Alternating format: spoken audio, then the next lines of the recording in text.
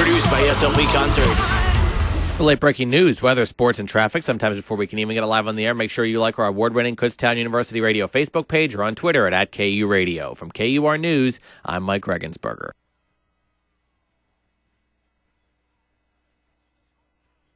He fires, and it is caught for a touchdown. It's gone! And Giroux's got it! And the Sixers have scored 9 in a row. Are you kidding me? Good evening, everybody, and welcome to the Tyler Werner Show right here on Kutztown Radio. Making a return for the fall season. Football season is here. I left off a few weeks ago during the summer in the middle of the Philadelphia Eagles preseason. It was, beginning to look a little more promising after the third preseason game with the Pittsburgh Steelers.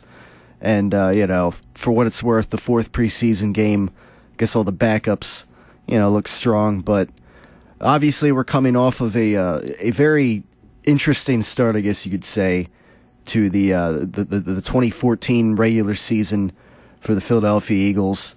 I mean, the Jacksonville Jaguars, the Eagles pick up a win entirely in the second half. I mean, 34-17 is the final. They're down 17-0 at halftime.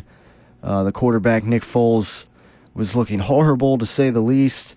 But nevertheless, his team found a way to put it together, and they're 1-0. And as far as the NFC East is concerned, they're the only team that won a game this week. And I'm not surprised by that. But of course, obviously, first show I'm doing here, we're in the middle of the regular season of the NFL. Now, of course, for those who are unaware, I mean, we talk Philadelphia sports on the Tyler Werner Show here for those who may be tuning in to the first time. Previously, I'd done this show at 12 noon in the spring semester, and over the summer I did 3 to 4. But now, the way it turns out, we were moved to a 6 to 8 time slot, and we bumped it up an extra hour. I hinted a few weeks ago that, I was looking to maybe add a producer on this show. A few weeks ago, I hinted about that. And, I hinted about also possibly making the show 2 hours instead of 1 hour.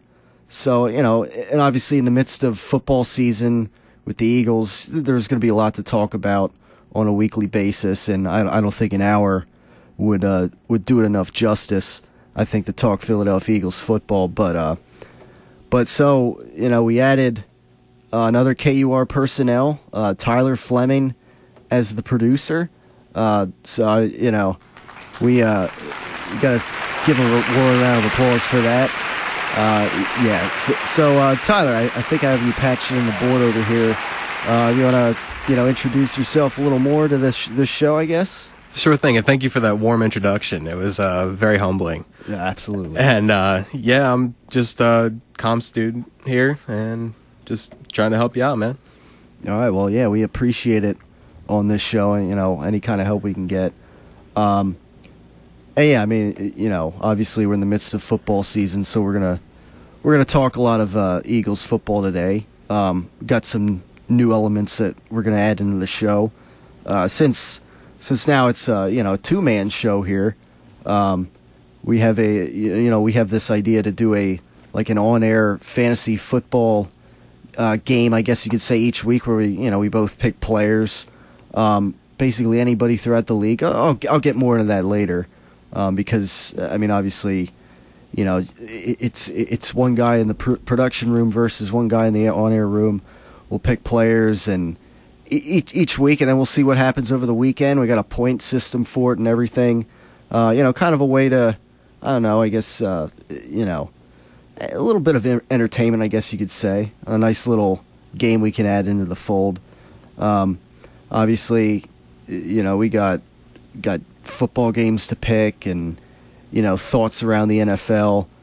Of course, call out of the week, a segment I started back about a month ago, late in the summer. Will continue to make its recurring appearances here on this show. Now, the phone lines I wanted to mention, we don't we do not have the phone lines up and running for this week's show. It appears in the production room we got a new soundboard, and it's not apparently it's not totally wired up yet. So we don't have the what is going on? we back don't there? have the board totally wired up to take calls today. But starting with next week's show, we should be taking calls. Given you want to come in on the show, discuss what we're discussing, react to the Eagles game that occurred the week prior to the Tyler Werner show every Tuesday from 6 to 8 p.m. Now we also have the Facebook page, facebook.com/Tyler Werner Show. If you want, you can always post your thoughts there. And the newly installed Twitter page I broke down and installed at Tyler Werner Show.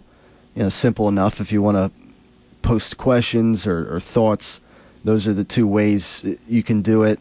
At least in regards to social media.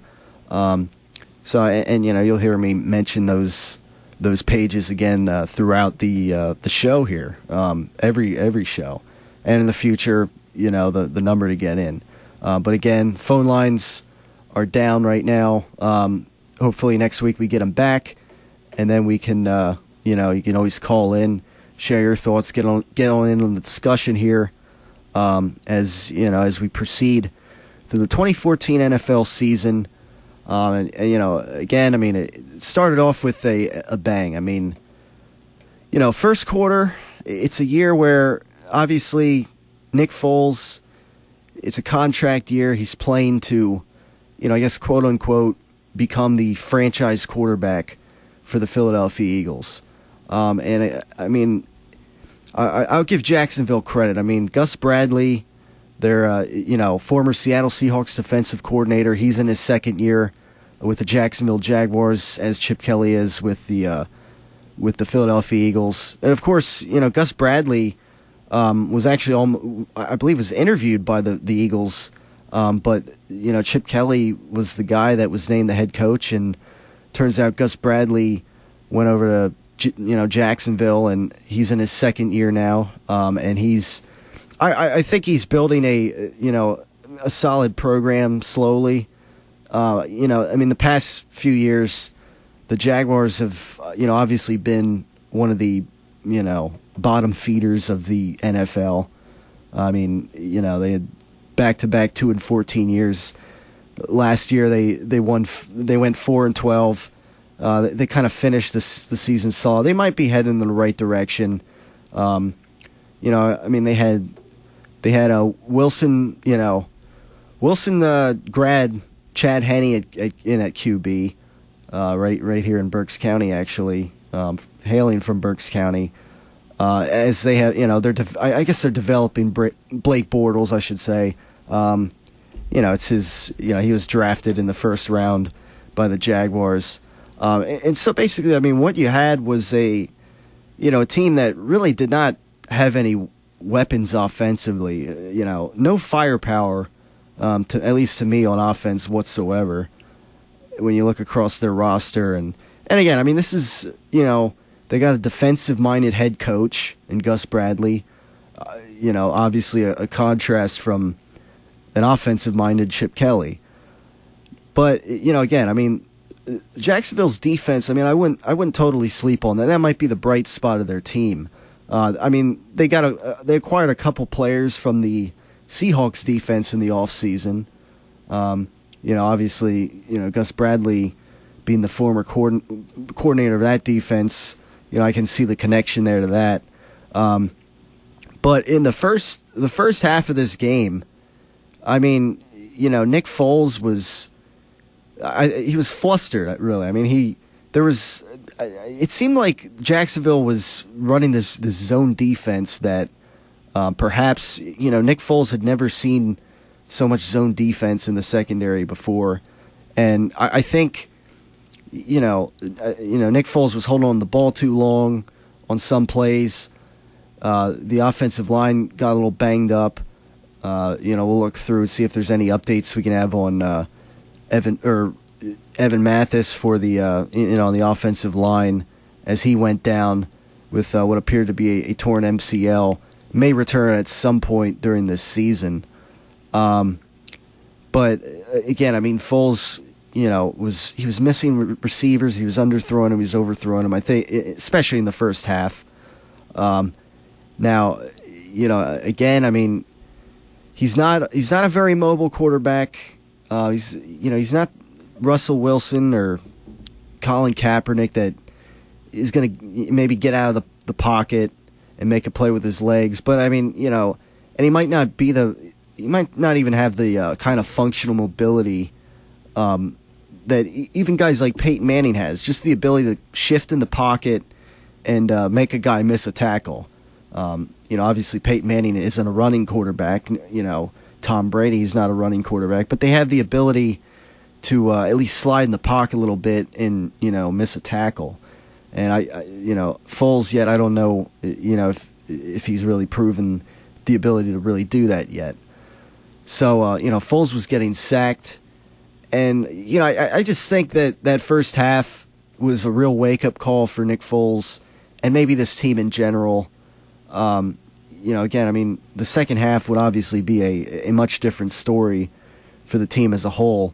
Although, overall, not a solid effort by Nick Foles, even in the second half. I mean, he had he had that bomb to Jeremy Maclin in the second half. He, albeit it was maybe a little underthrown to Jeremy Maclin. Obviously, a big play for Jeremy Maclin, who was, maybe having some injury scares in the preseason. He, obviously he's coming off of a torn ACL, missing last season entirely. And, he's out there to prove on a 1-year deal that he can, be a solid number one receiver in this league, and maybe specifically for the Philadelphia Eagles. So, Zach Ertz, he was looking strong down the stretch. He had a nice touchdown pass, or a touchdown catch, I should say. So definitely a couple pluses there. Riley Cooper was, I don't know, he was kind of nowhere to be found really in this game at all.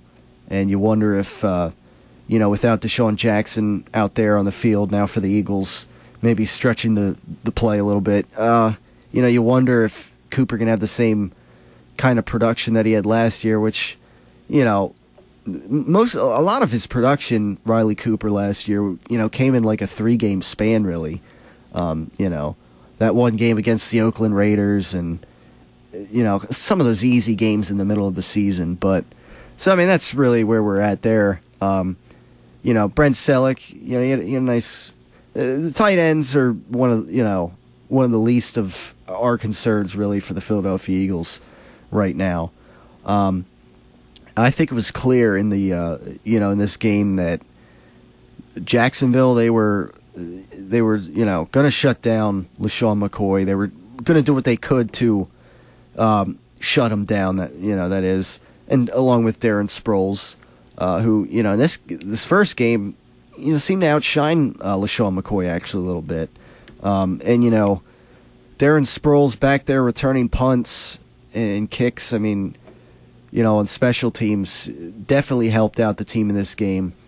And I think. The MVP for the Eagles in this first game of the season was Darren Sproles. Kind of the guy that, he kind of got the team off the ground when they were down 17-0 entering the second half. And, again, I mean, a nice punt. He had a nice long touchdown run and, some nice punt returns. So, Darren Sproles, now in his early 30s, I mean, looking like a nice pickup from New Orleans, in the off season. So that's some good news there. But I mean, again, Nick Foles, it was a shaky first game, and hopefully, next Monday, I guess, coming up in just 6 days against the Indianapolis Colts. Hopefully, the real Nick Foles will stand up, I guess, as some would say. With the real Nick Foles. Please stand up, and I would assume that hopefully he'll be a little more sharp and a little more prepared for the Indianapolis Colts. Even though I think it's going to be a tough game when you got Andrew Luck coming Andrew Luck at home, and some, definitely a nice list of playmakers on that team. So running in the first break, again, the way to get into today's show, if you want to join the discussion, Facebook.com/Tyler Werner Show or at Tyler Werner Show. We'll be back in just a minute right here on the Tyler Werner Show on Kutztown Radio. Email any suggestions to kur@kutztown.edu. Complaints, concerns, questions, whatever you may be thinking at the time, it's kur@kutztown.edu. Hey America, we are your pets, and this song's dedicated to those people who don't have health insurance yet. Enroll, we say, we want you to be okay. Enroll, we say, take care, people, for goodness sake. There's a plan for every budget, so don't accept defeat. Now you can get covered and still buy me treats. Enroll! So listen to me, a talking pug, you see. If you get health insurance, preventive care is now free. So sweet. You take care of your pets. Now it's their turn to take care of you. Visit getcoveredamerica.org to learn about your health insurance options. That's getcoveredamerica.org. And take care, people! Brought to you by Get Covered America and the Ad Council.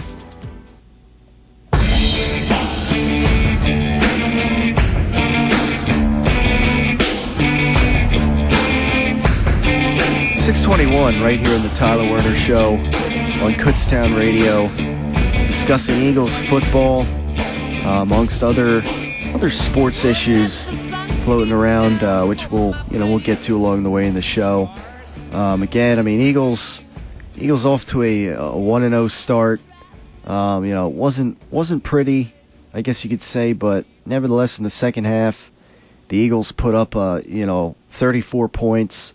The defense getting a touchdown there, and obviously showing up in the second half really as well. The first half, it's clear that with the short fields that the Jaguars were getting, they definitely benefited from that, and the turnovers from Nick Foles were turning into points for the Jacksonville Jaguars. Really. Some short fields, and the secondary of the Philadelphia Eagles getting exposed. The cornerbacks, Kerry Williams, looking lost on some plays. And, in the first half, they were letting a rookie wide receiver, kind of just run all over him and, catching touchdown passes from Chad Henne. And, with all due respect from Chad Henne, I think he threw more interceptions last season than touchdowns, and obviously it was not looking like a promising start from the Philadelphia Eagles in this game. Everybody was calling, not everybody, but a lot of people were calling for Mark Sanchez, and I think I got to throw that out to the people out there listening. As well as you, Tyler, over there in the production booth. Were you one of the people that were, saying like, maybe they should bring out Sanchez in the second half? Nick Foles having an awful game, throwing interceptions, fumbles. I wouldn't say so, because technically I'm a Jet fan, even though I don't follow football that much. But as my experience as a Jet fan, I do not have much faith in Mark Sanchez. So I would have just left it to Foles because he had a better season overall. Really? So now you're a Jets fan. Are you from New York, or? No, I'm from. Well, I know you're from Nazareth. Yeah, PA. Right?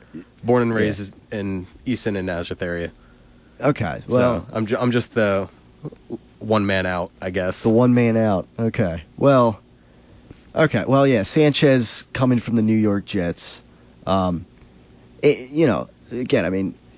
he seemed to look good in the preseason, which, is if Foles were to go down with an injury this season, and Sanchez had to come in there for a few games, he might be, Sanchez might be able to get the job done. I mean, that doesn't mean that, you can count on, Foles going down the rest of the season and Sanchez, maybe still carrying this team to a division title. I don't know. I mean, maybe he still can. Maybe maybe the rest of the NFC East will be that bad this year that 8-8. If the Eagles were somehow to go 8-8, or that they could maybe even still win this division. I wouldn't count on it, but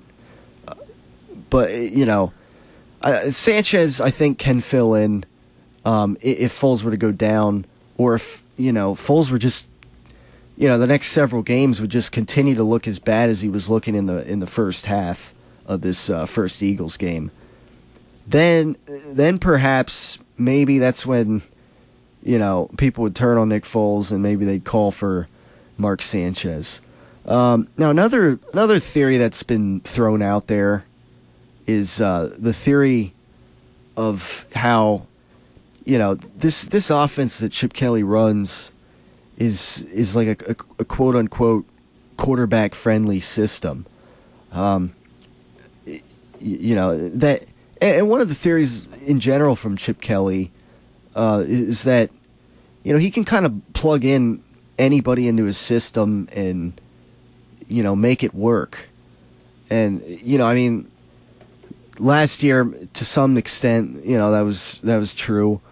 Now he could, to some extent he lives by that theory, but I mean, you never know. He could, down the road, he could essentially die by that theory if for some reason maybe the Eagles were to have a bad season the rest of the year and somehow underachieve by a few games, and instead of winning this division at 10-6 or something around that, they drop below 500 or something like that. And I don't know, but and again, I mean, they're a team with a lot of cap space as well, so I mean, it was obvious that they weren't really looking to do any free agent frenzy on defense in the offseason, like say they did a few years ago with Andy Reid, and we all saw how that kind of didn't work out. No. Now, again, I mean, Nick Foles, again, I mean, you can't. I mean, I know Nick Foles looked terrible in the first half, and now for a sports talk perspective, it would have been very interesting if Sanchez was trotted out there in the second half. But I mean, I don't think that they were going to give up on Nick Foles like that, and I don't think that they could legitimately do that. Bad half. Maybe he just needed the halftime. He needed some time to settle down a little bit, and certainly let the run game open things up a little bit. Let maybe this pace of the Eagles' offense wear down the Jaguars, which eventually, it seemed to do later in the game.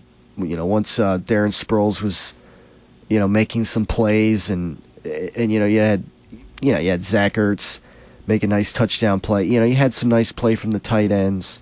Jordan Matthews had a nice couple of receptions.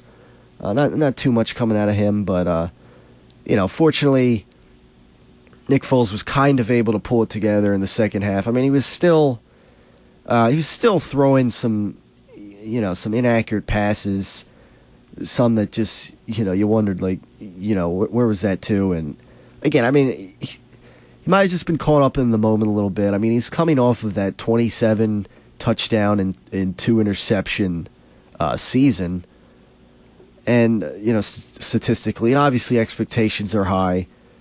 It's the first regular season. Well, the first season for him where he's entering the season as the starter, at home. And, this is a fan base that, if you don't go out there and make plays, if you're underachieving and the fans, know it, then, they're going to boo. I mean, that's the bottom line. You saw the boos, the second half. I mean, Connor Barwin was looking around. He said he couldn't believe the things that the fans were saying as they were heading back to the locker room in the second half. I mean, it was, obviously it's some stuff of which we can't say on the air for, obvious reasons. But, nevertheless, I mean, there were some, definitely at halftime, you just looked around in the stands and everybody just sitting there, what was going on out there in the field? And, What is going on back there? Yeah, what was going on back there under center with Nick Foles?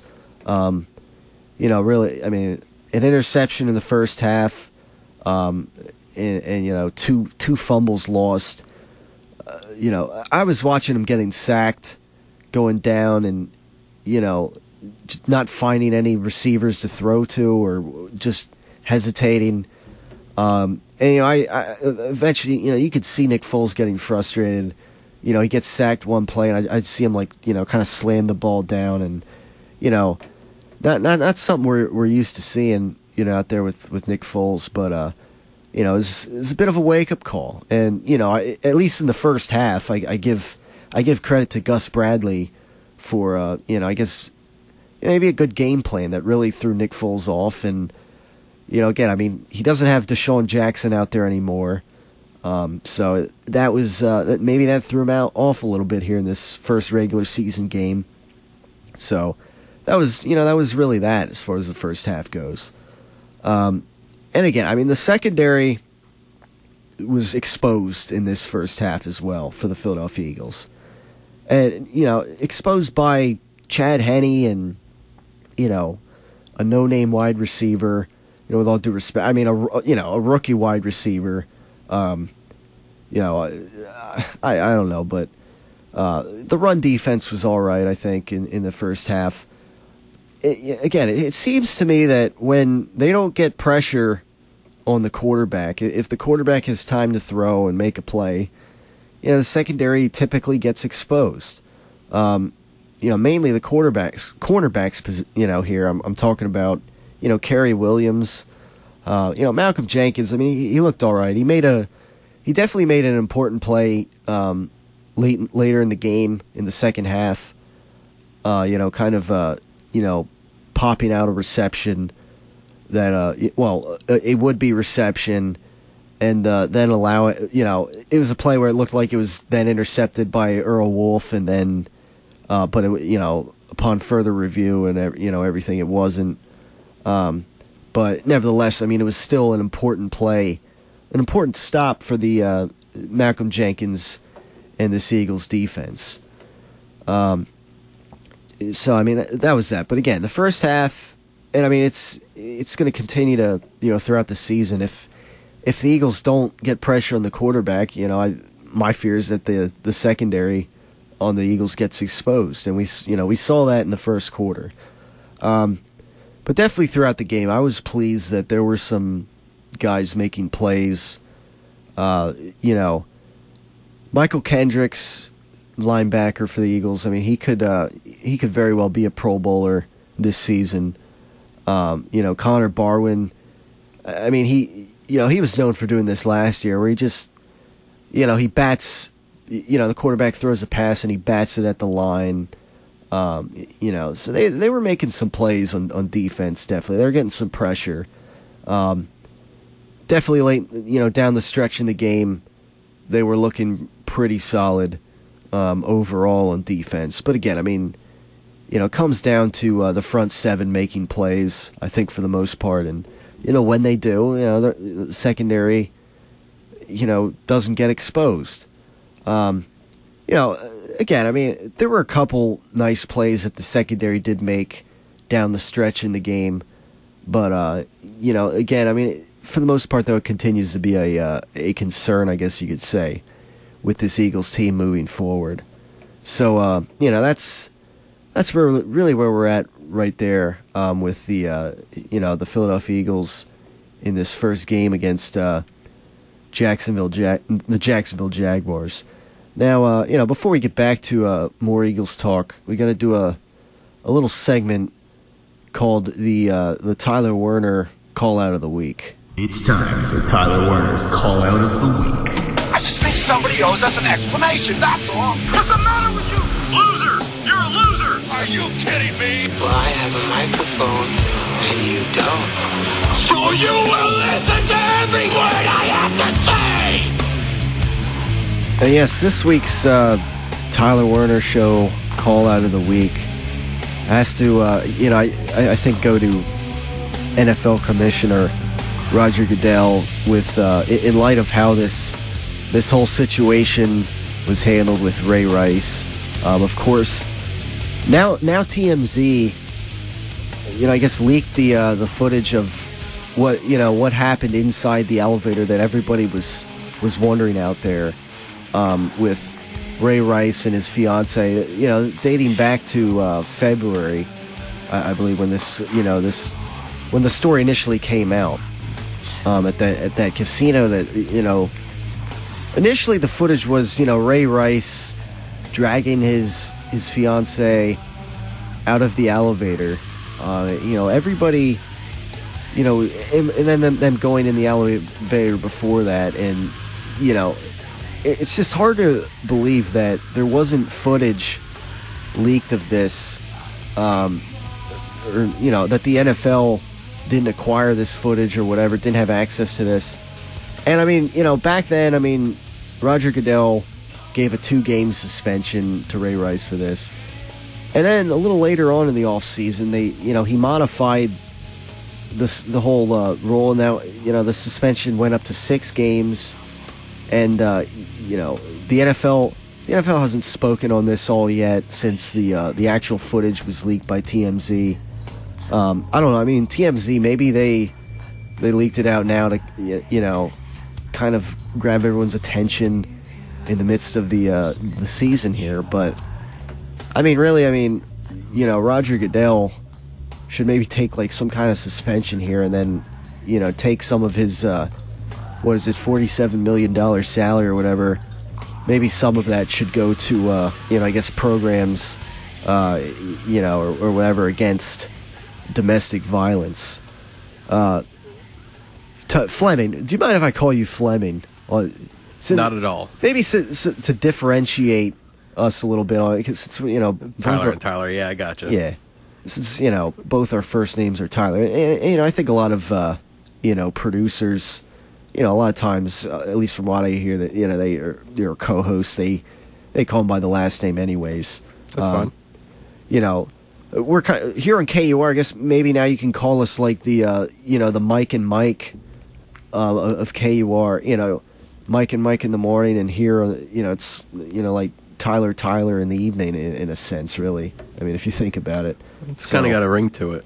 Yeah. So, but yeah, even then, you hear Greenberg call Michael Golick since they're both named Mike, and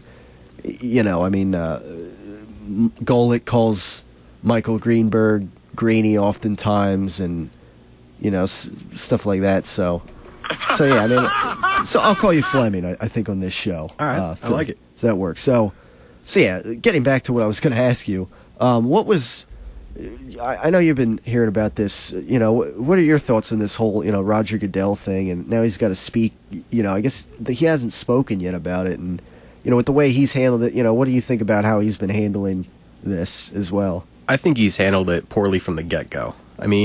What happened. Circumstantial evidence is still pretty substantial evidence.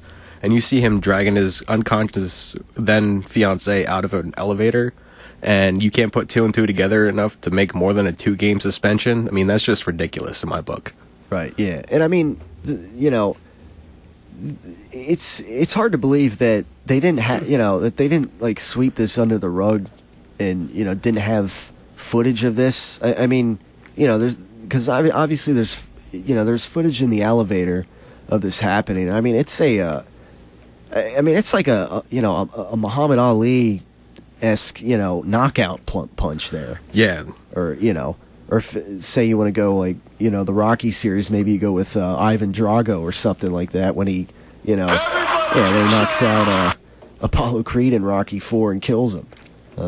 Fortunately that didn't happen here, but yeah, against his fiance, and it's just a mess right now.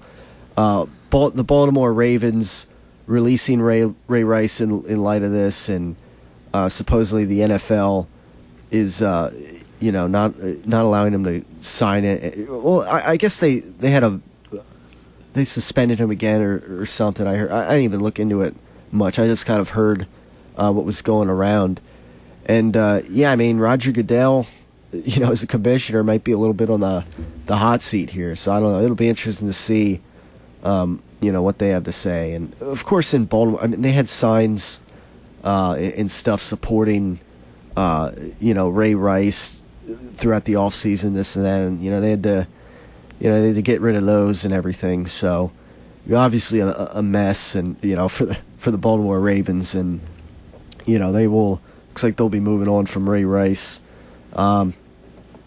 Facebook.com/Tyler Werner Show, or at Tyler Werner Show on Twitter. That is how to get in on today's show. I think when we come back from the next break, I think I will introduce this little on-air, dream fantasy team, I guess you could call it, given that we can basically pick anybody we want from the NFL that's going to come up and play this week. So you might want to get your schedule up, for week 2 over there, Fleming, as we, maybe we'll begin picking players from the teams here, and I'll lay everything out on the other side. Again, Facebook.com/Tyler Werner Show, or at Tyler Werner Show on Twitter. We'll be right back, right here on the Tyler Werner Show. It's Telescopic Topics, a look into the world above us. Take a look up at the night sky. What celestial object do you see thousands of? Stars, of course. What you might not realize is that light is produced in stellar cores, light years away from us. This is Alex Louth, here to talk to you about cataclysmic cores. The closest star is our very own Sun. The Sun is powered by a process called nuclear fusion, which occurs in its core. Nuclear fusion is when two separate elements are brought together under extreme heat and pressure to create a new, third element. A byproduct of fusion is the massive amount of energy given off during the process. It is this energy that runs the Sun and all other known stars. We use the opposite process here on Earth in our nuclear power plants. That process is called fission, which is the separation of large, heavy elements into two more basic elements. Currently, our star is in a phase of only fusing hydrogen, but larger, older stars can combine much larger elements. Massive stars, hundreds of thousands of times larger than ours, can even fuse carbon and other heavier elements. Once a star creates iron in its core, it's only a matter of time until the star collapses and explodes. Iron is an incredibly stable element and cannot be fused. Therefore, stars that reach an iron core will collapse on themselves and then explode outward in what's called a supernova. Black holes can also form from stars that were so massive and dense that when they collapse, they draw in everything around them, including light. It's incredible to imagine how the core of a star can go from producing the majority of light and energy for a whole solar system to becoming a twisting dark black hole in space, sucking in everything around it. Thanks for listening. Feel free to check out our other podcasts to learn more about the universe around you. Telescopic Topics, a look into the world above us. Stay tuned to KUR for more telescopic topics, and for more information or to hear the segment again, click on the Telescopic Topics icon on the KUR website at www.kutztown.edu/KUR. Telescopic Topics is a production of the KU Physical Sciences Department and is recorded by the KU astronomy students in the studios of KUR. Thank you for listening, and we'll see you next time.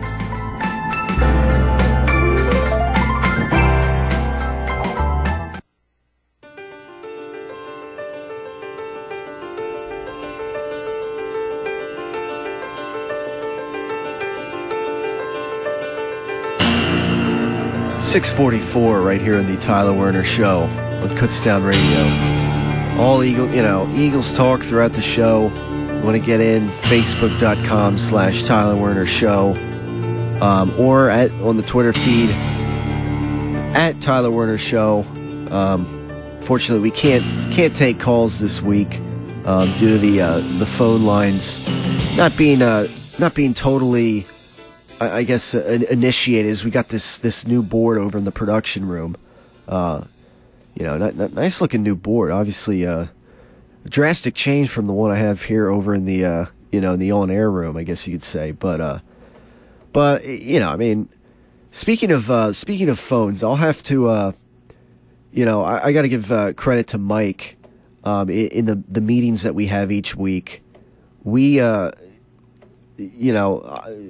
a.m. every Tuesday, the whole radio station has a meeting, and he's been apparently over the summer we've been getting calls from some, I forget the guy's name. Is it Jack something? We don't know if that's his real name. It sounds like a rather I guess elderly gentleman. Okay. As as I guess you could say, and I requested earlier, when we were going over some things in the production room, if he could email me some of the soundbite that he played today of this guy who he listens on the I guess there's a number you can dial to listen to KUR right on your phone. I don't know the number off the top of my head. I mean, you can I don't know why you'd want to necessarily listen to it off your phone when you can, probably just get a live feed of it off the internet or something on your phone, on your iPhone if you want, or I don't. But then again, not everybody has an iPhone, I guess, either. But nevertheless, I mean, this mystery man, I guess you could call him. He calls this number and he listen. It's apparently he seems to listen to the station, nonstop apparently. And there's like a way, I don't know how to do this, but there's like a way that you can then leave a voicemail to the station or something. And, Mike Regensberger, who, runs this station, has been getting tons of emails of these soundbite messages or whatever. It's really some hysterical sounding stuff. And I think my mission in all this is that once we get our phone lines back up, that you call in and talk live on the show, that maybe we could get this guy live on the air, because he left an interesting message, I guess, regarding the KU football team this past Saturday, who had a very Jacksonville Jaguar-like loss, I guess you could call it, which I'll get to a little later, and.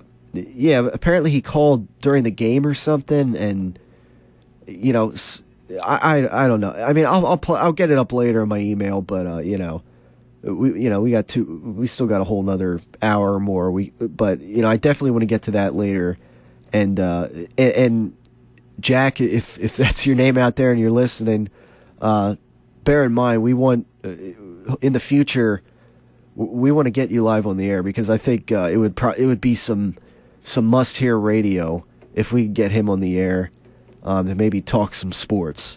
Or, it could also be a train wreck in some, in some regards as well. Maybe a combination of both. I don't know. But, we'll try to get that in the future. I'll try to, later on I'll go to my email and play a sample of that, what Mike played earlier in today's meeting regarding Kutztown's football team. Should be interesting. Now let's get back to this fantasy thing that I was gonna play. I have what I'm gonna do. I'm gonna have a Microsoft Word file so that I'll have it up here so that we can keep track each week, and I have it on my flash drive of the players we pick each week. Now here's how it'll go. We each pick a quarterback. We each pick a running back. We pick 2 wide receivers. We pick a tight end.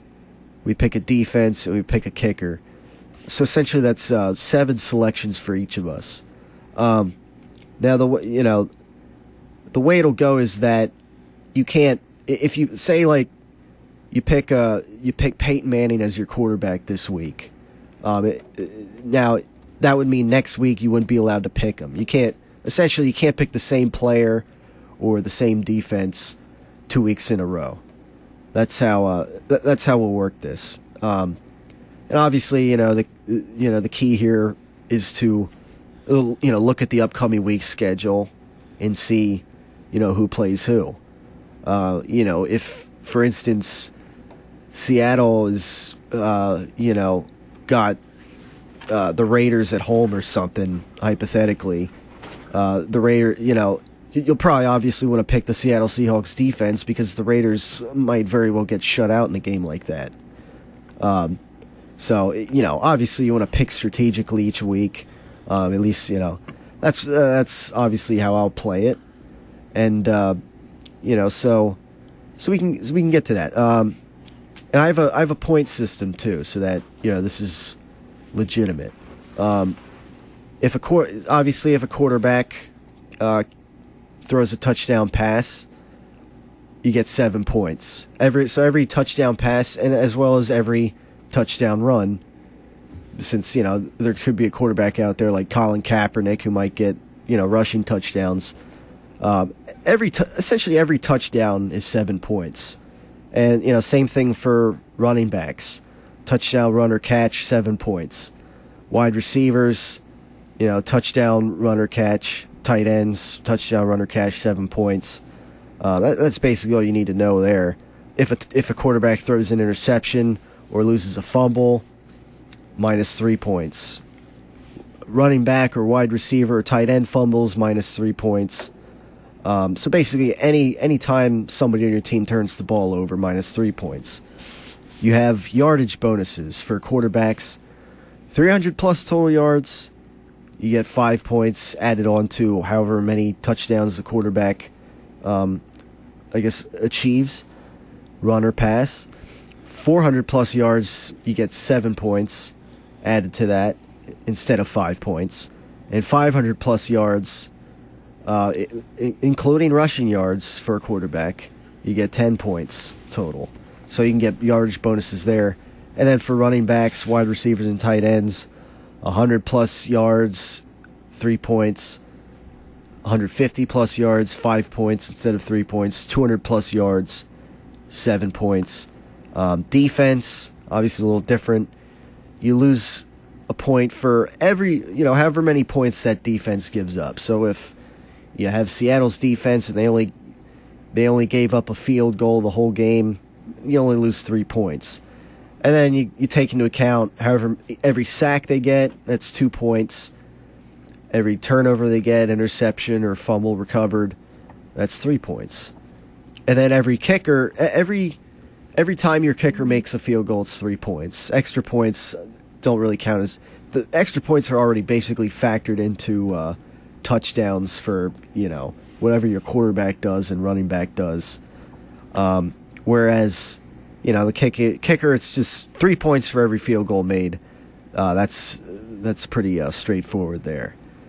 Now, since you're the producer of the show, you stepped up. I'll let you take the first pick for this week in this this on-air fantasy football competition. And the way we'll do it is you'll pick the position that you want to pick first, and then you pick the player, and then I pick the same position that you just picked, and then the order goes. Then I'll pick twice. The next 2 times I'll pick, and then you'll pick. It's a fair order so that it kind of alternates and it kind of evens out and everything. We'll do 3 picks now, and then we'll do 4 picks later.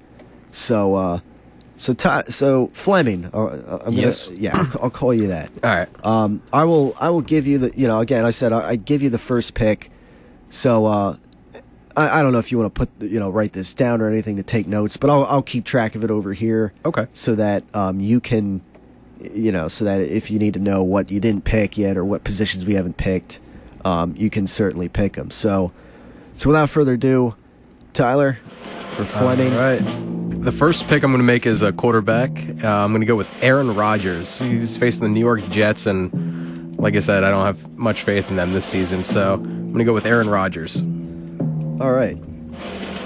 So, I'm getting him down here on the Word file. You got Aaron Rodgers. Now I'm going to look at the schedule from over here. Let's see. Looking here, we got the Saints at Cleveland. We got the Falcons at Bengals. Let's see. We got the... looking down the board here. And again, I mean, part of the strategy in this as well is not, you got to think, whoever you pick this week in that respective position, you can't pick next week.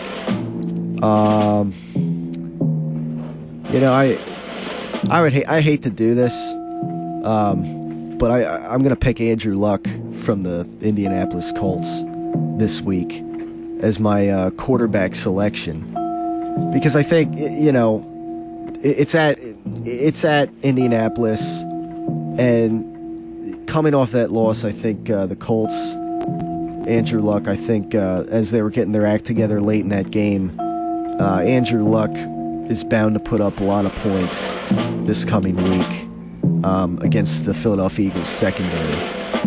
So, okay, now we'll go to the next pick. Now it's my choice. I'll just kind of go straight down the board here, I guess, and go running back next. Let me look around here, see the matchups that are going on this week. Let's see.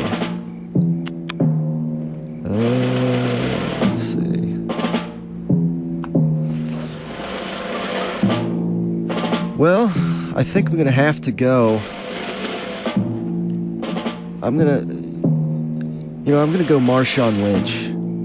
He's playing they're playing the Chargers this week.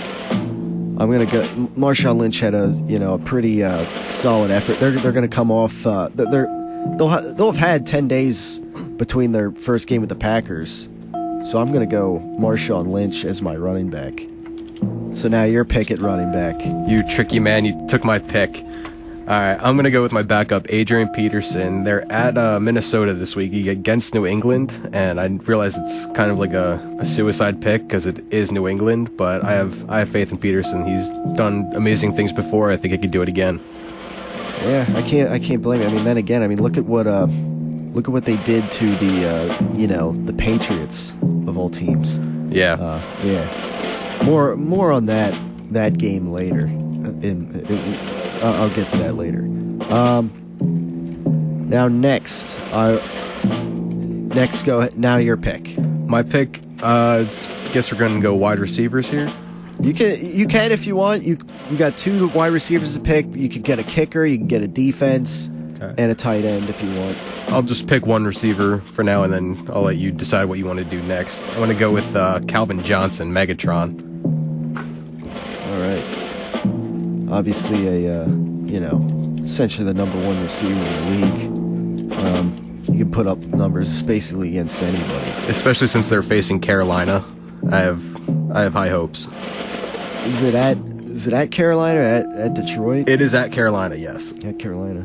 Well, again, he could put up points anywhere.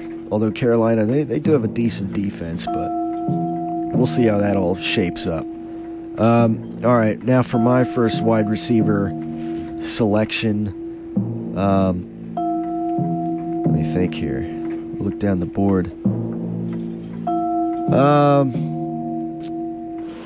Let's see here. I'm going to go for my first wide receiver selection. I'm going to go A.J. Green from the Cincinnati Bengals, who is bound to, Bengals at home. A.J. Green, he's one of the top receivers in the league as well. So I'm going to go A.J. Green with my first wide receiver selection. And the rest of our picks we will make later on in the show. For now, we'll we got the I guess halftime of this show. Again, we got 4 more picks for our fantasy teams then, and we'll get back to that later on. You have Aaron Rodgers at QB so far, Adrian Peterson, Calvin Johnson, and at those same positions I have Andrew Luck, Marshawn Lynch, and A.J. Green. I have it jotted down here, so yeah, we'll get back to that later on in the show, in this first edition. So yeah, we'll see how that goes. Yeah, we'll get back to more NFL talk, more Eagles talk, as you know, I took Andrew Luck to, you know, put up a lot of points against the Philadelphia Eagles. Obviously, we'll probably look a little more forward to that game in the second half of the Tyler Werner show this evening. This first edition this fall here at KUR. We'll get back to that talk and much more right here in the Tyler Werner show on Kutztown Radio.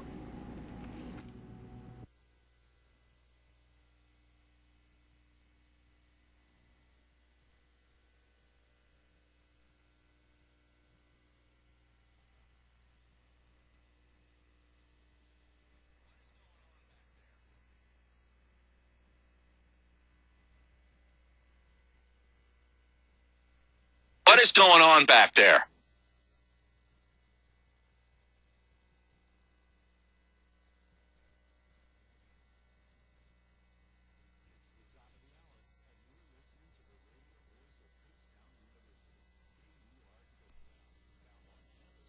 It's the top of the hour, and you're listening to the radio voice of Kutztown University, KUR Kutztown, found on campus at 1670 AM. Throughout eastern Berks County is the audio backdrop of KUTV Service Electric Berks Channel 24, Service Electric Lehigh Channel 266, and Hometown Utilicom Cable Channel 28. Anywhere in the world, streaming live at kutztown.edu/KUR. On your smartphone by downloading an app like TuneIn, and on any phone, cell, or landline simply by dialing 610-465-7860. We are the radio voice of Kutztown. KUR Kutztown. KUR can also be heard in select campus buildings like the MSU, Rickenbach, Stratton, Rec Center, and Keystone at 88.3 FM. Nominated for Best College Radio Station at an institution with under 10,000 enrollment and winner of Best Use of Social Media, your news leader in northeastern Berks County, KUR Kutztown.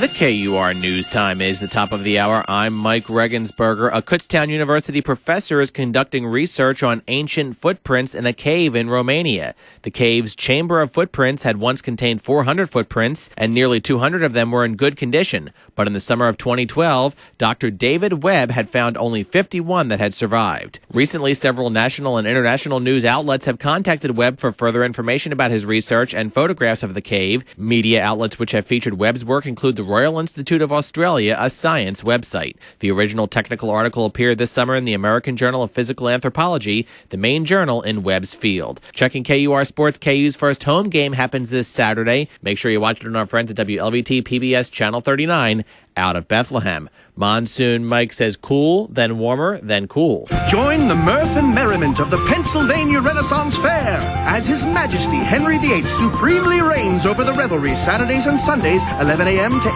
p.m. through October 26th.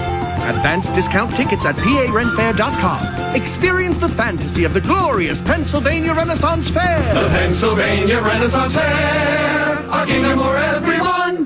Turnpike exit 266. Tickets at PARenfair.com. Long live the king! Huzzah! Eraser. Live in the Violet Flame Tour.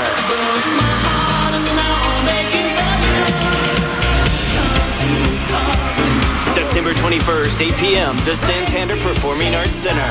Reserve seats are on sale now at Ticketmaster.com. Charge by phone, Ticketmaster retail locations in the Santander Arena box office. For more info, 610-898-SHOW or log on to slpconcerts.com. September 21st, the Santander Performing Arts Center. Erasure. More at erasureinfo.com. Produced by SLP Concerts. For late-breaking news, weather, sports, and traffic, sometimes before we can even get it live on the air, make sure you like our award-winning Kutztown University Radio Facebook page or on Twitter at KU Radio. From KUR News, I'm Mike Regensberger. Any views or opinions expressed on KUR are not necessarily those of Kutztown University, Kutztown University Student Government, Kutztown University Student Services Incorporated, KUR staff and management, or other affiliated organizations.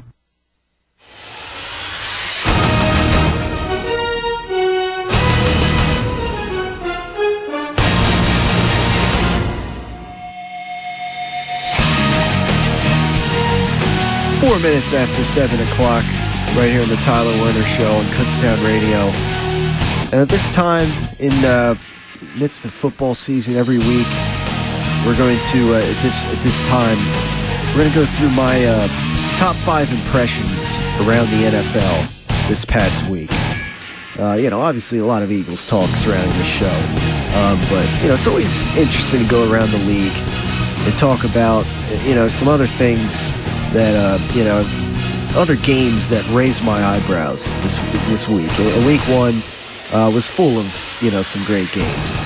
So, we'll go through this top 5 here of my top 5 impressions around the NFL. Now, beginning with number 5, the Houston Texans shutting down the Washington Redskins. 14-6 in this first game. The Texans, they started out 2-0 last year, and they ended up going 2-14. But, coming out of the chute here, regardless of how the Texans do the rest of the year, you want to talk about a defense to be reckoned with. 17-6, I must correct myself, was the final score of that game. An NFC East rival, the Houston Texans, coming out and just having all kinds of offensive struggles against, the Houston Texans defense, obviously led by the beast J.J. Watt, and a new, the Texans' early draft pick this past offseason, Jadeveon Clowney, who was, actually got banged up in that game, but nevertheless a very solid showing by Houston in this first game of the season between the Redskins and the Texans. The list went on for J.J. Watt in this game. He had like 2 tackles for a loss, a sack. He had a forced fumble, I think, a recovered fumble, a blocked punt. I forget what all was on the list, but it went something like that, and he just went, beast mode on everybody there. So, RG3 was, getting slammed to the ground, and, I wonder if he can make it through, 5 games this season without getting banged up. Really coming out and having a strong showing there by the Texans defense, only allowing 6 points to the Washington Redskins. So that's number 5. 4, the Lions handled the Giants easily at home. They were, who was it? What's his name? They're talking about the new offense of the New York Giants and their play calling system and this and that during the game, and they only got them 14 points at least in this first game against the Lions. The Lions offense looking strong as you would expect, and the Giants defense, having its problems like I would, like maybe you would expect as well. And the Giants, I don't know if they're going to look like a team that's going to bounce back this year and, maybe win the division again or whatever. And you got Tom Coughlin on the hot seat there. So, obviously looks like some trouble in New York Giantville. Number 3, the Dolphins come back to beat the Patriots convincingly. And maybe the shocker of week 1. The Patriots were up on this game, pretty handedly, and the Dolphins just, similar to the Philadelphia Eagles in the second half. They just came out and they took control of the game and picked up the 33-20 win. And believe it or not, in week 1, the Patriots were the only team that lost in the AFC East division this year, in the AFC division. So that was a little odd. Patriots dropping to the Dolphins in Week 1, but, I still would assume that the Patriots are going to bounce back down and still win this division down the road in the playoffs. Make it to the playoffs and everything like they always do, but obviously not a good start for the New England Patriots. Number 2, the Falcons beat the Saints in overtime on a Matt Bryant field goal in a shootout division game. And to me, it looks like Matty Ice, as some would call him, Matt Ryan, is back. The Matt Ryan of 2 years ago. Obviously, last year he lost Julio Jones. This year he has him back. And talk about a good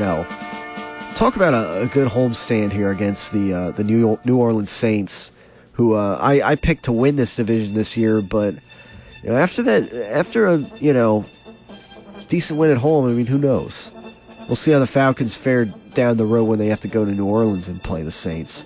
But Falcons could very well be at least a wild card team this year.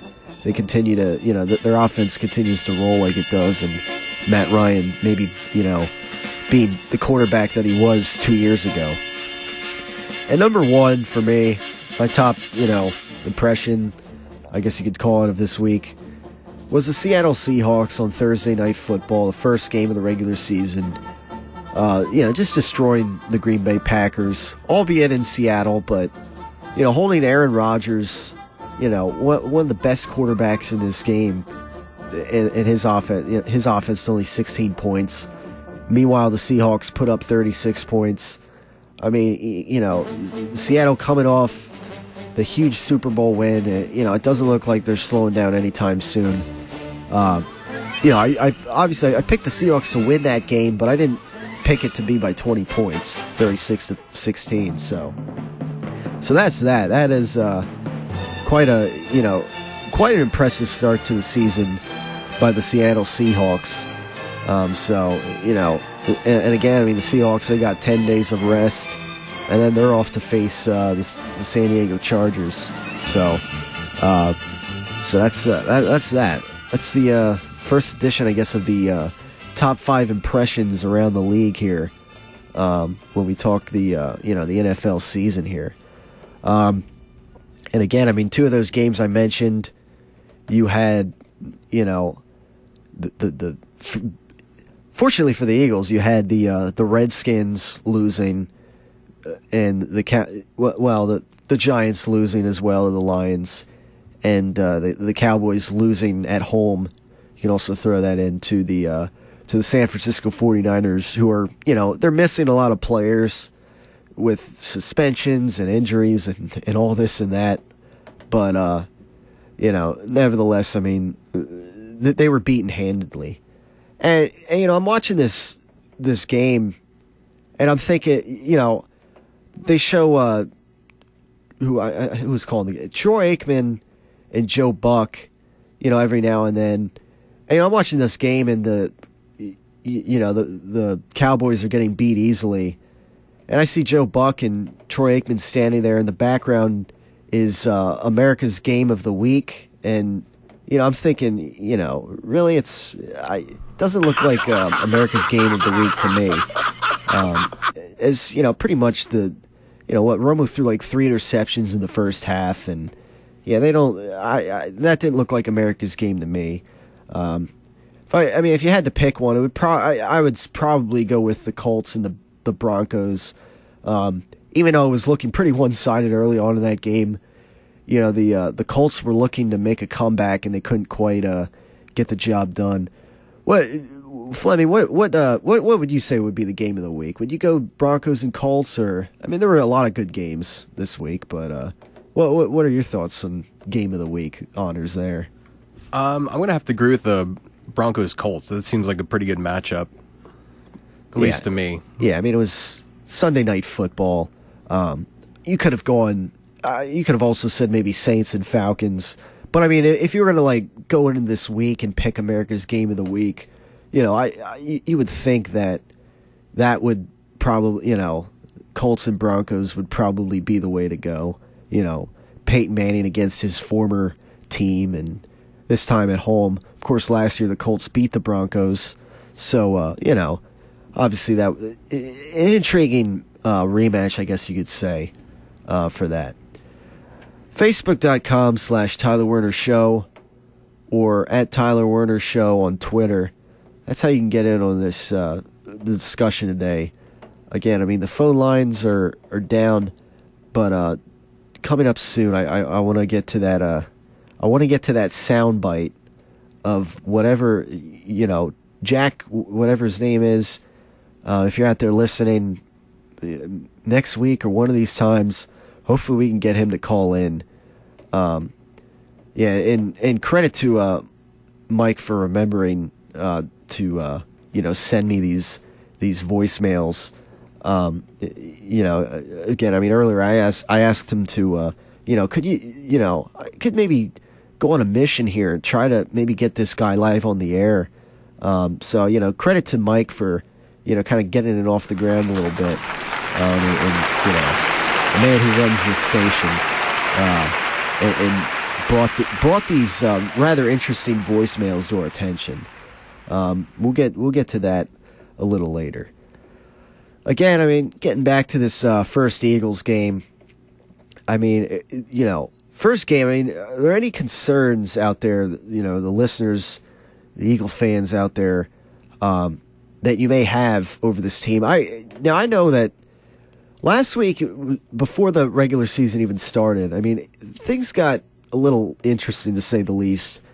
When you had a lot of national sports personality guys, kind of coming out and saying that they think that the Eagles, have a chance to make a Super Bowl run and this and that. Sal Palantonio, he picked them to go 12-4. I agree. Although I said, I pointed out a few weeks ago, last time I did a show, how he kind of, was pointing that out when I actually saw him live in person down in Philadelphia at the 97.5 Fantasy Fest. And he said he thinks they're going to go 12-4. I'm at 10-6 right now. That's how I was entering the season before last week's game, and I think Nick Foles' play will not be as bad as it was in that first half, especially, and he'll get it together a little more. I think as he gets through the season here a little more, and Chip Kelly continues to I guess impress with his adjustments that he makes, and they were down 17-0 at half. I mean, if this was the Andy Reid regime, I don't think that the Eagles would be making a comeback there. That would that would you saw them give up games like that, like the Jacksonville Jaguars did. Looking great in the first half and then just blowing it in the second half, but Jacksonville's a young team that they're not there yet. I mean, I think they're a team that's going in the right direction. I wouldn't sell their defense totally short.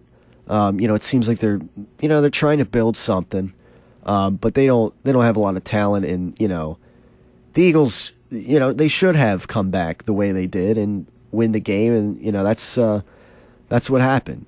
Now, again, I mean, going back to if anybody has any concerns about there, I mean, again, the secondary for me, that continues to be my main concern with this team.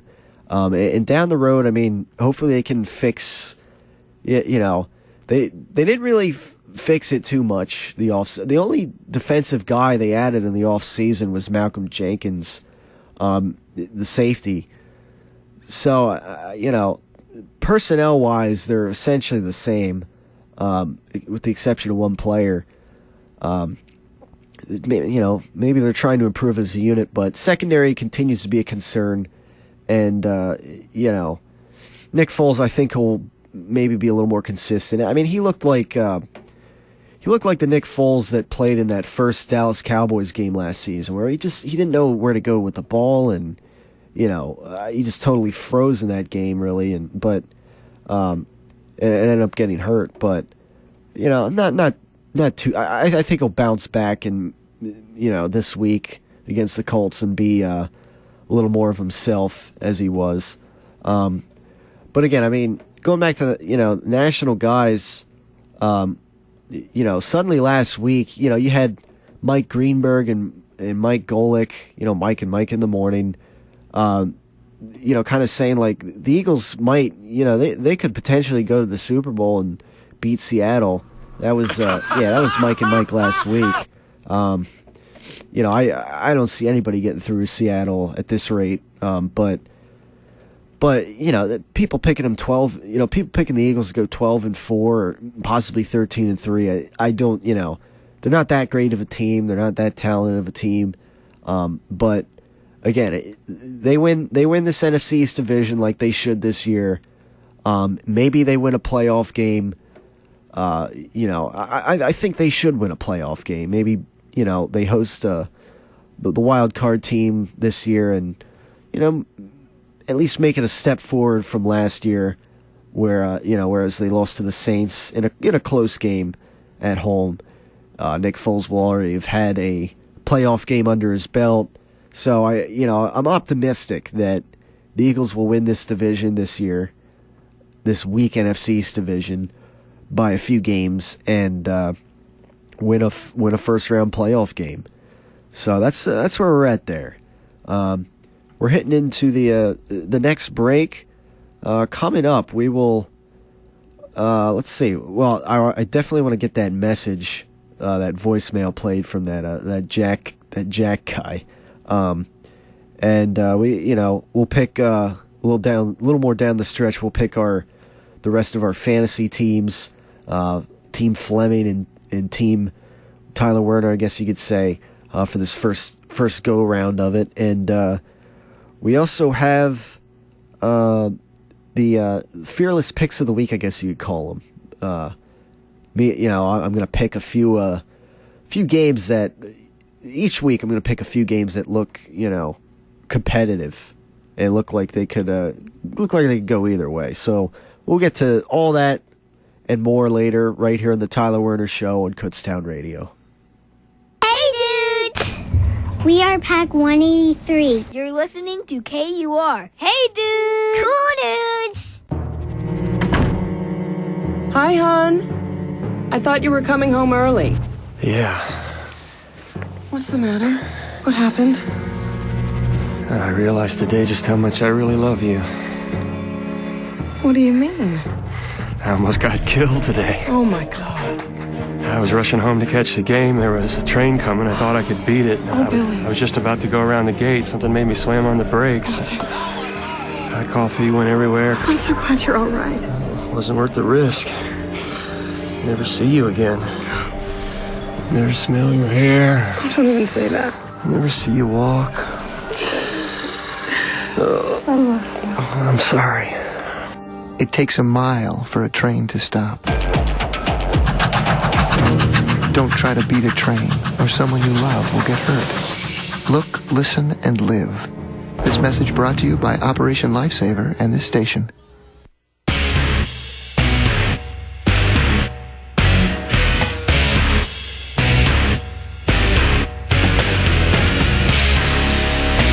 It is 7:23 right here in the Tyler Werner Show on Kutztown Radio. We're now going the full 2 hours here on Kutztown Radio. And again, that is thanks in part to the addition of new producer Tyler Fleming here. And after this show, Fleming, you got your own show to do. Actually, you got a music show. Yes, I do. Yeah, so yeah, after got a half hour or so left, and then I will relinquish the spot here and turn it over to Fleming for his own radio show. Now, I want to get back to this whole thing with this guy that's been leaving these voicemails. Now, earlier today, I mentioned, this guy left this voicemail this past weekend. It's about a minute and a half long. Yeah, about the KU football team, I guess. I didn't, I don't remember the entire thing, and sometimes it's hard to make out what the guy says. But let me see if I can download this here on this email, and then we'll listen and see what he has to say. So here it goes. Hello there again. Happy football season. Happy opening day of football. This is a good day for your Golden Bears. Don't confuse them with the Teddy Bears Picnic or with that Elvis Presley song. If it were, I'd have to sing it like this. Oh, baby, let me be a loving Golden Bear. Put a chain around my neck and leave it everywhere. Want me be whole, let it be your Golden Bear. I don't want to be Chicago Bears or Detroit Giants too. I don't want to be Auburn Tigers down Alabama, as you know. And I'm not the Fighting Irish of Notre Dame, but all I want to be for you is your Golden Bear. Oh, let me be Kutztown's Golden Bear. But oh, let me be, oh, let it be your Kutztown Golden Bear. Eat your heart out, Elvis. If that isn't so, Elvis, eat it up. That's our version of Teddy Bear. But don't tell my cousin Patricia who sang it. That was our version of Teddy Bear. We changed it to Golden Bear in honor of the Kutztown team. Oh, boy. You listening, Patricia Ma Howard? Start packing. All right, so there you go. That was Jack. I guess I don't remember his last name, but Jack out there, kind of a mystery man right now with Kutztown Radio. And again, I have all kinds of other sound bites that Mike sent me. Maybe we'll keep playing these maybe until he comes in, or he calls in maybe when we have the phone lines. He's got other. I mean, he's got one that's like 5 minutes here, and I don't know, but definitely maybe in the future we'll play some more of these. If in the next several weeks we can't get him on the air, but if he's listening out there, we want to get you in on this show. Obviously, this was Saturday that he called in, or we didn't call in, but he left this voicemail that Mike gets on his email or whatever from audionow.com or something. It gets forwarded to Mike Regensburger, who runs the station. And so speaking of the Golden Bears football team, since while we're talking about it, they had their first home game. They have a new they had their first away game this year with their new coach, who actually I actually am going to interview tomorrow on Outside the Lines, I believe, or no, Between the Lines. Outside the Lines is a little segment that's a part of the Between the Lines show. It's actually kind of funny because last week for this, this is part of a class, actually. This class is essentially, kind of doing this show. And it's going to air on, airs on the Channel 24 for Berks County and on the KU Bears website. You can go there and you could Google it if you want to, even can't, Google me. Can't find it. You can do that, and I think they post the episodes there. Because there were supposed to be like 4 people last week that were going to show up and audition for this, to be the hosts for various parts of this show on KU TV, and for whatever reason, like none of the people that auditioned even showed up, and Professor Cotterlease was wondering, where are these people? And so by default, people out of the class, me being one of them, are now going to be the hosts. And so it should be interesting, I guess. So if you tune in on the Facebook page at facebook.com/Tyler Werner Show, maybe you can see some postings of that, and see how that goes. I'll be interviewing the head coach of the KU football team on tomorrow's show when we tape it, and the KU football team is coming off a Jacksonville Jaguar-like loss in their first game. They were up 20-0 against Slippery Rock. Slippery Rock is known to be a dangerous team.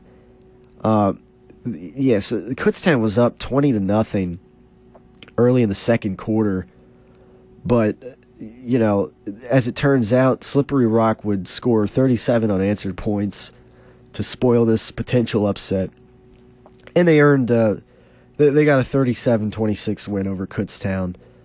So obviously, I'm going to be this first head coaching game here for the new head coach of the KU football team.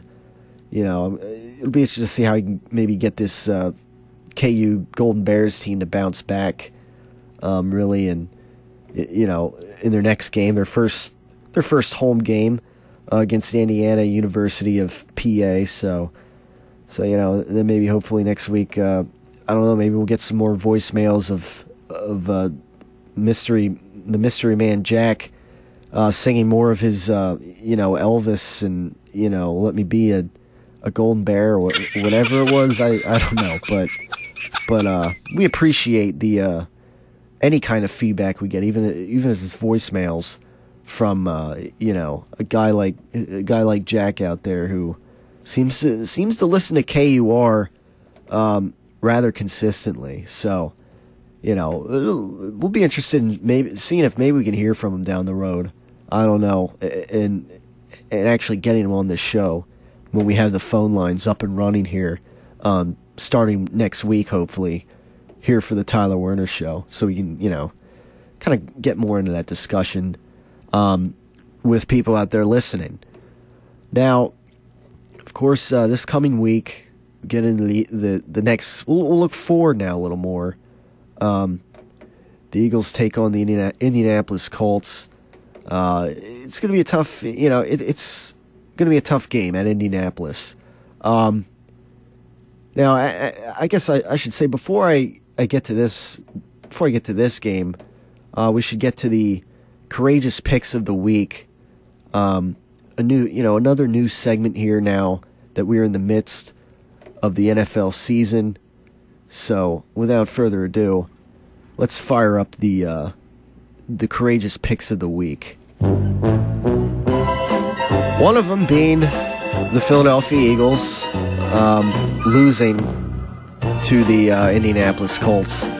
I would imagine that it's going to be a pretty close line coming up. By the time right before kickoff and everything. Monday night game. I just don't see the Colts starting out 0-2. They're coming off a loss against the Denver Broncos. They were battling back, and I think I think they're gonna win their first home game here against the Eagles. They're gonna expose the Eagles' defense, and it should be a competitive game, somewhat of a shootout maybe. But I think Andrew Luck is bound to have a big day, kind of as evidenced by my Andrew Luck selection earlier on in the show for the fantasy football selections that we're making for our on-air picks. So that's that as far as my first selection goes there.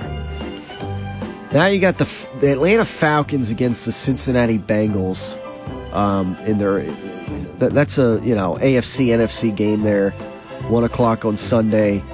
Bengals looking pretty decent against the Baltimore Ravens, but Bengals with a rather solid defense. But I'm feeling that the Atlanta Falcons are back. I think in a sense, at least. Maybe they're not the 13-3 team they were a couple years ago, but I think, I think Cincinnati took advantage at home. I think it was against the Baltimore Ravens last week. No, I'm sorry, it was at Baltimore. It was a competitive game, though. Right now, I'm going to say that the Falcons are going to steal one in Cincinnati. And, it should be an interesting game, definitely. See if Matt Ryan can come out of the gate 2-0. Now, third and final game pick here. As I look down the schedule, it's not. I don't know. It's not quite as I guess studded with as many great games as we had last week. But I think a good one is going to be the Steelers and Ravens on Thursday Night Football. Division game. Typically, these games are competitive between the two. But I got to go with the Baltimore Ravens winning that game at home. I think they're going to bounce back. I think Cincinnati is a tougher team than the Pittsburgh Steelers. And the Steelers are a team that seems to continue to age, so I'm going to go with the Baltimore Ravens in that game. I don't think they're going to start 0-2. I can't see that. And, Pittsburgh, they're coming off a close win against the Cleveland Browns. They almost blew that game. Really, Brian Hoyer was seemingly making a comeback there in that game, but just didn't get the job done. So that that's really that right there. For my my courageous picks of the week, the Colts over the Eagles in a close one, and Falcons Bengals obviously in a close game, and the Ravens beating the Steelers in a competitive game. Those division games between those teams, they tend to be pretty competitive. So that's that. Now getting back to the Eagles game. My question, one of my main questions heading into this Eagles game is, if they can't get a solid pass rush on Andrew Luck, the secondary is going to get exposed. And when they don't get a solid pass rush on Andrew Luck, that's that's where guys like T.Y. Hilton and Reggie Wayne and Trent Richardson out of the backfield, will very well make some plays on this Eagles defense. Now the Eagles' run defense, doesn't look too bad. Their front seven is solid. They might have a couple potential Pro Bowlers on this team. It'll be interesting to see how it all plays out. As far as how they match up on defense, against this Colts offense, which I think is bound to score 30 plus in this game. I could be wrong. I don't know. Maybe it'll be one of those games that's more competitive than I think. But the Colts are missing Robert Mathis, still for several more weeks. So obviously the Eagles have, one less worry there. The Colts defense, not necessarily impressive. It'll be interesting to see how Nick Foles can bounce back. I think I think he will to some extent. He obviously a very rough first game. I just, I can't see him playing that poorly again. And Jacksonville, they might actually have a better defense than the Indianapolis Colts, as it turns out. Obviously, they have no offense, but on defense, different story. So, and it's, without Robert Mathis, too, the league leader in sacks last year, that's going to hurt him a little bit as well. So I look for it to be sort of a shootout style game here. It'll be interesting to see. It might come down to who knows? It might come down to a Kobe Parkey field goal. Who, again, he had a nice debut here in the regular season for the Philadelphia Eagles, the rookie kicker, with a 51-yard field goal. So obviously that was a plus coming out of this game. Of course, in that final preseason game where he kind of had like that kicking battle with Alex Henry. He kicked a 53-yarder. Here in a regular season game situation, he kicks a 51-yarder, so, things are looking pretty good on the special teams. I mean, across the board on special teams. I mean, obviously Darren Sproles, had some key returns, and of course, one of the only highlights from the Eagles' standpoint in that first half was when I think who was it?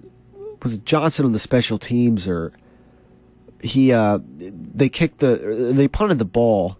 Well, they did a lot of that in the first half, and they downed it at the 1, and he just barely kept his feet outside the end zone plane and everything. So that was kind of a funny highlight there, at least on the special teams end, and so that was awesome. Yeah, I mean that was a pretty awesome special teams play. But so I mean that's kind of where we're at right now with the Philadelphia Eagles. We're coming down to the home stretch here this show, and so we'll pick our the rest of our fantasy football teams coming up on the other side of the break, and we'll close out with whatever other football talk we got here with the Philadelphia Eagles. Maybe some news, whatever may come up here. So with that in mind, it is the Tyler Werner Show, and it is right here on Kutztown Radio. I'm Steve Majiri, host of KU Live. Tune in every Tuesdays at 2 p.m. for all things Kutztown University. We will discuss everything ranging from school news, sports, and upcoming events, along with frequent appearances from student government to discuss new policies. We will also have members of ACE, the Association of Campus Events, to come in weekly to discuss what new activities are coming to the university. Tune in to 1670 AM or listen to us online at www.kutztown.edu/KUR or on your smartphone by downloading the TuneIn app. You can also listen to us via any phone by calling 610-465-7860. KUR, the radio voice of Kutztown University.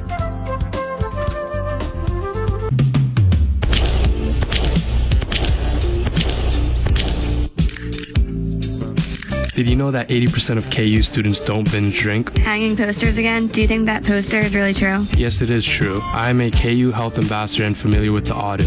KU students participate in alcohol screening each year. We use the Alcohol Use Disorder Identification Test. It is a simple way to screen and identify people who are at risk of developing alcohol problems. We have learned that the majority of students are taking care of business and focusing on academics. Most of my friends don't drink, so I guess what this poster is saying is true. Would you like to get a group of friends together for a bite to eat? Sounds great. Text me later. Kutztown Living, neighbor to neighbor. Funded by the Pennsylvania Liquor Control Board.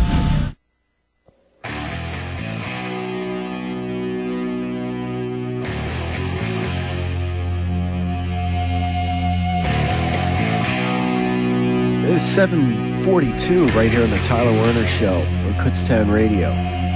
Now, I'm not used to sitting here with the darkness slowly making its way here, out the window. I did 12 o'clock, 12 noon back in the spring, and 3 to 4 over the summer, and the fall is kind of coming here. I mean, it's getting darker sooner, and I'm not used to it.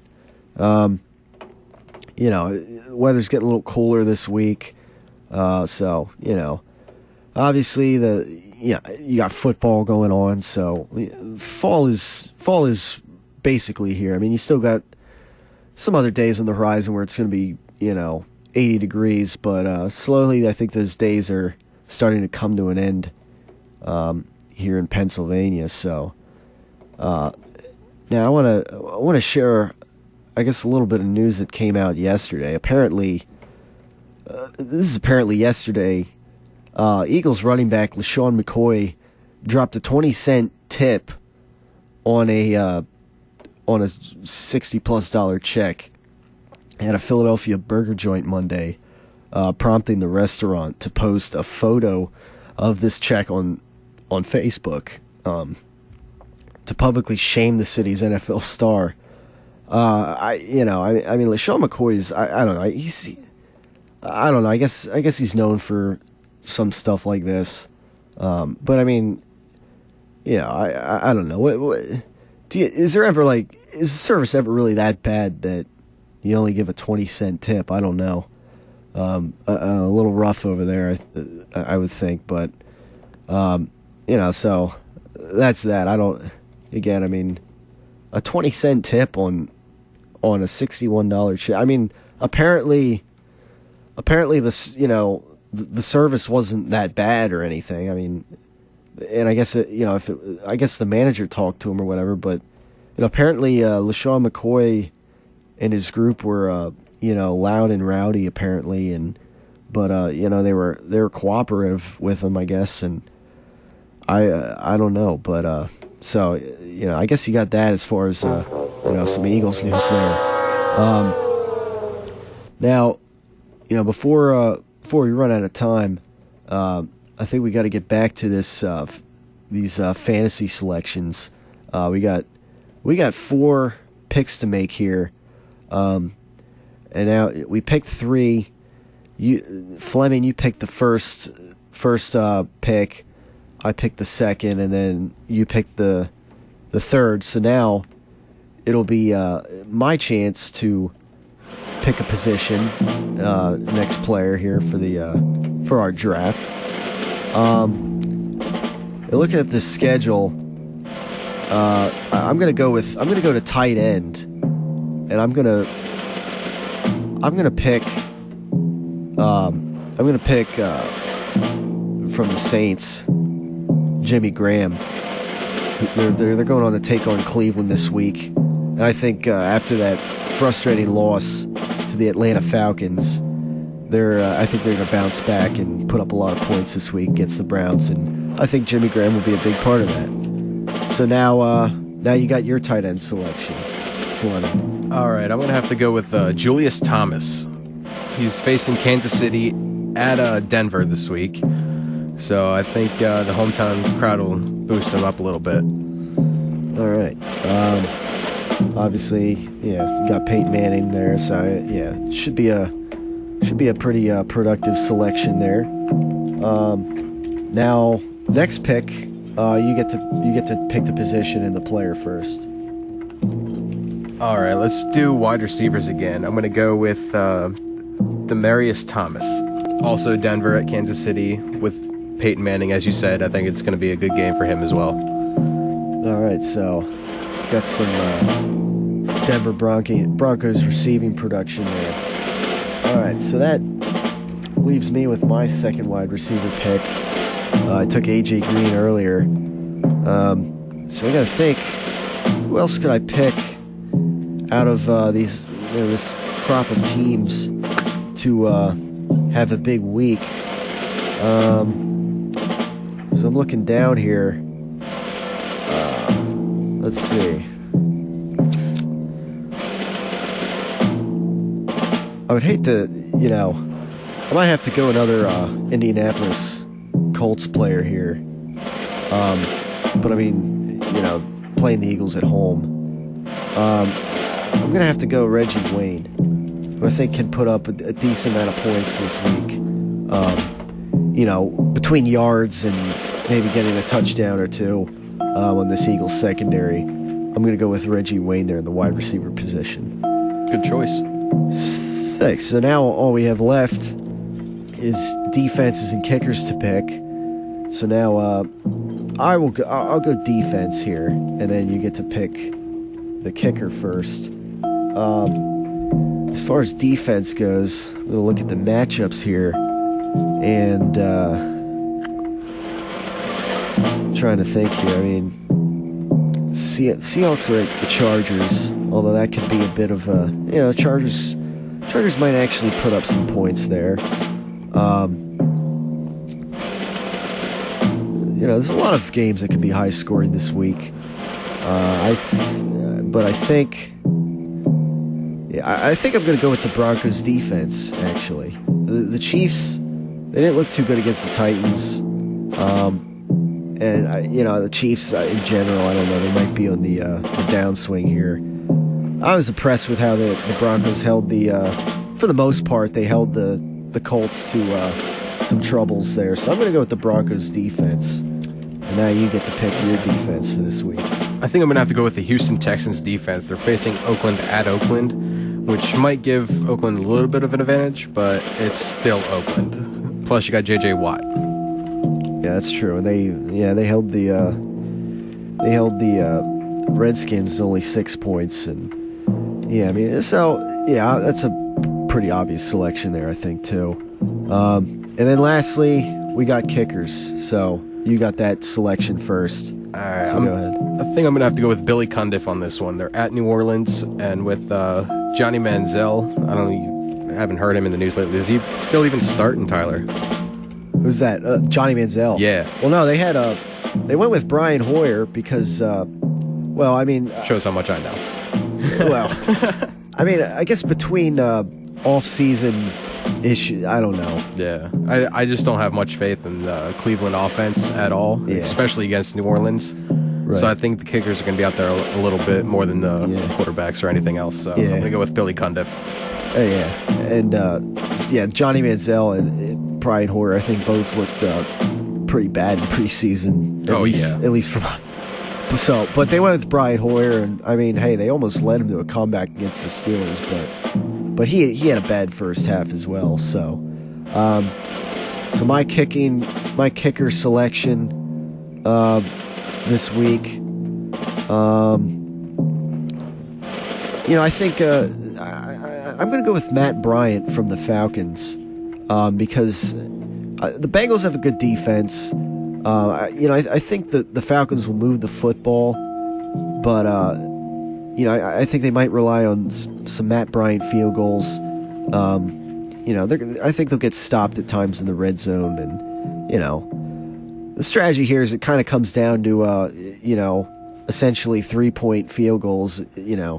At least the way the scoring system goes here for this. So yeah, from the Falcons, I'll go Matt Bryant for this week for my kicker, and our teams are complete there, and I'll make sure I save this Word document because there's nothing like losing a Word document without saving or anything like that. So I agree. So yeah, we'll make sure we save that then. That's that. We'll score it early on in the show next week. See how things turn out, and then we'll pick again, and it'll be a weekly thing here on the Tyler Werner Show on Kutztown Radio. Anybody out there wants to make any predictions as to who would win? I'll give you the rosters here. Team Fleming: Aaron Rodgers, quarterback Adrian Peterson, running back. His receivers are Calvin Johnson, Demaryius Thomas. His tight end is Julius Thomas. Defense, Houston Texans. The kicker, Billy Cundiff. And then I got Andrew Luck as QB. Running back, Marshawn Lynch. Wide receiver, A.J. Green. Wide receiver 2, Reggie Wayne. Tight end, Jimmy Graham. Broncos defense. And kicker, Matt Bryant. So, interested to see how things turn out there for the first, I guess, on-air fantasy football game, as we call it, here on the new and improved edition, I guess, of the Tyler Werner Show, as now we go to 2 hours, and we're, down the last few minutes here. So, again, Facebook.com/Tyler Werner Show or at Tyler Werner Show on Twitter is a way to get in. And, you can give me feedback throughout the week. Obviously, it's encouraged during the show here on Kutztown Radio. But yeah, predictions of this game, coming up. Obviously, I could see it being like a shootout style game.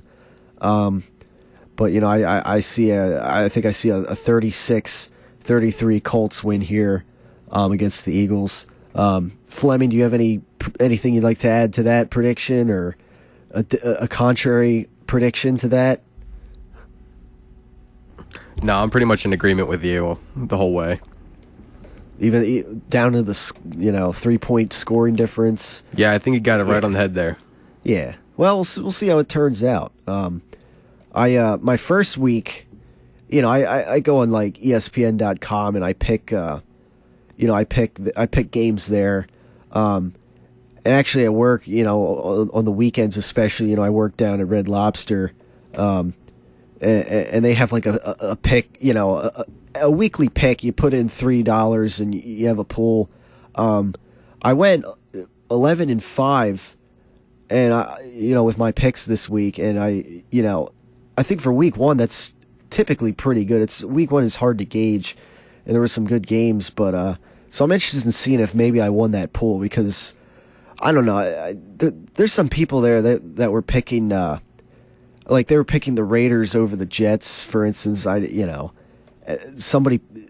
was hearing people pick the Browns over the Steelers, and I'm, even the Browns almost did win that game, actually, ironically, still I'm thinking like, they're riding the Johnny Manziel hype or something, and the guy didn't even start the game. I mean, I don't know how much, some of these people are following what these teams are doing, but that's that. I don't know. We'll see. Maybe I'll walk out this weekend with nice extra wad of cash. I don't know if I won this pool or not, but we'll see how it goes. 11-5 is I think a pretty solid week one. I was a little unhappy at games like St. Louis, where I would have thought the Rams defense was going to perform better than they did against Minnesota, but I mean, who knows? Maybe Minnesota's a surprise team. They really had their way against the St. Louis Rams, who are missing Sam Bradford, obviously, who, ironically, he tore the same ACL again that he tore last year in preseason, and obviously not a good omen for the St. Louis Rams, and I don't know if their defense can I don't know if their defense is going to hold up the way they used to. I mean, I'm surprised that they lost that bad to the Minnesota Vikings, so that was a bit of a shocker to me. Amongst other games, I mean, the Dolphins beating the Patriots, coming back and beating the Patriots. Now the Panthers, Cam Newton didn't play this past week, but he they still managed to win 2014. Kelvin Benjamin, he's on my fantasy team, not the fantasy team we do on here on air, but my NFL.com fantasy team. It might have been a nice rookie selection there. He had a nice solid outing. And again, I mean, you go back to the Eagles. I mean, Jerry Maclin. I mean, he had that underthrown bomb from Foles, that 68-yard touchdown reception. Zach Ertz looking solid, and Darren Sproles kind of outshining LaShawn McCoy in that first game. And then LaShawn McCoy the next day, he goes and leaves a 20-cent tip on on that burger joint bill or whatever. I don't know what the deal was there, but I mean, so that's going to close it down today for the Tyler Werner show. Again, Tuesday 6 to 8 every week, and then following this show, producer Tyler Fleming, who I think is the guy that got the job here. Here as the producer, doing a good job here in the, and picking a pretty formidable fantasy team as well on air. Should be interesting to see how that turns out and see how these games, go. But so I'll turn it over to the Jets fan, I guess I should say, over in the production room, so he can do his own radio show. And I will head home and get a good night's sleep, because I have between the lines to shoot tomorrow, to host, and the head coach of the KU football team interview, and kind of a show to run along with two pretty attractive electronic media major women, I guess, But, yeah, so anyways, that'll do it for this edition of the Tyler Werner Show. Thanks for tuning in, and we'll see you next week on the Tyler Werner Show. And Jack out there, we're looking for you to call in next week. So with that in mind, everybody have a great rest of the week, and go Eagles!